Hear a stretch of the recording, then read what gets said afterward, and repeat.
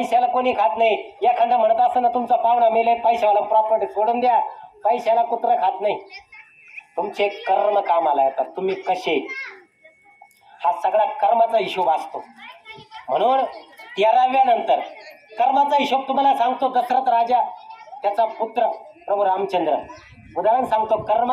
कर्म जर फिरले ना महाराज तुम्हाला कोणीच वाचवित नाही.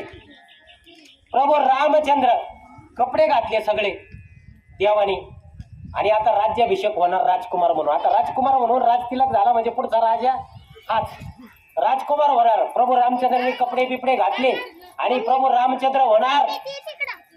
कैकेयीच्या महिल्यातून दशरथ राजाचा निरोप आला. सुमंत निरोप घेऊन आले आणि प्रभू रामचंद्राला सांगितलं तुम्हाला दशरथ राजाने कैकेयीच्या महालात बोलवलं. कर्म कसं फिरतं त्याचं उदाहरण तुम्हाला सांगतो. कर्म फिरायला वेळ लागत नाही. राजाचा रंकाचा राजा व्हायला वेळ लागत नाही महाराज. प्रभू रामचंद्रांनी कपडे घातले आणि राजा व्हायला जाणार. निरोप आला कैकेयीच्या महालातून. प्रभू रामचंद्र लगेच रथाला बसले कैकेयीच्या महालात आले. आता महालात आल्यानंतर तिथली परिस्थिती पहा. बाप म्हणजे दशरथ राजा रडतोय, डोक्याला हात लावून एका कोपऱ्यात बसले आणि कैकेयी माता अगदी फुगून बसली आसनावरती. प्रभू रामचंद्र आले आणि त्यांना कळा नाही भानगड काय. पण कैकेयी मातेनं 2 वर मागून घेतली होती. 2 वर दशरथ राजाकडून.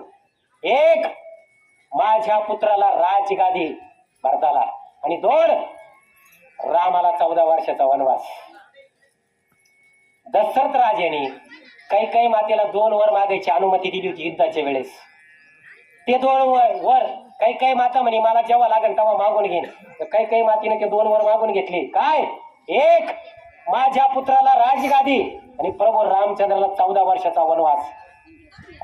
बापानं वचन द्यायला होतं आणि बापाच्या वचना खातीर प्रभू रामचंद्र आले आणि ते प्रभू रामचंद्राला कळलं. प्रभू रामचंद्र लगेच वनवासाला जायला निघाले महाराज. लगेच आत्ताचे पोर बापानी शब्द दिला आईला वचन, त्या वचना खातीर पोरग वनवासाला निघाला 14 वर्ष राजगादी टाकून. आत्ताचे पोर जातील का वनवासाला? बापाला म्हणा तुम्हाला काही अक्कल आहे का नाही? तुम्हाला कोणी शब्द द्यायला लावला? तुम्ही ना म्हातारपणा तुमची सटकली. आता मी याची गुलामी करू का? नाही नाही नाही नाही, ते तुमचं तुम्ही पाहून घ्या. आपला काही संबंध नाही. तो समोरच्याला म्हणतो माय बापाने शब्द द्यायले ना ते तुमचं तुम्ही पहा. आपण काही नाही. बापाने पूर्वी शब्द दिला असेल तुमची पोरगी मी करीन. पोऱ्याला जर एखादी चांगली भेटली वारीला जाणार आहे. आता ते काय एखादी चांगली भेटली व्हॉट्सअपवर इंस्टाला तो म्हणतो ही आपण बापाने शब्द दिली हिच्यावर आपण बापाला होतो तुम्ही करा तिच्याबरोबर. आता बापाने करायचे का म्हातारपणा? पिढी बदलली. आत्ताचे पोरं अव प्रभू रामचंद्र एक बाणी एक पत्नी एक वचने बापाच्या शब्दा खातीर वनवासाला निघाले. म्हणजे बघा मला सांगायचं काय, जो माणूस नवे कपडे घालून राजा व्हायला निघाला होता कर्म बदललं. तो माणूस ते कपडे काढून वल्कले नेसले संन्यासाचे कपडे कुठं निघाला? वनवासाला. क्षणार्धात राजा व्हायला चालला होता ना, पण कर्म बदललं वनवासाला जावं लागलं. म्हणून तुम्ही काही मानायचं नाही. एखाद्या पाहुण्याने जर फोन केला तो खरंच अडचणीत आहे. तिने जर फोनला आता पहा काही पाहुणे लय हुशार राहतात. एखाद्या पाहुण्याने जर साधूला फोन केला ना, दीदीला पाहिलं पाहुणे आले होते ते म्हणाले वनडेच काढून द्या. माझ्याकडे काय आता पैसे नाही. समोरचा पाहुणा पैशावाला राहतो पण तो लय टकर राहतो.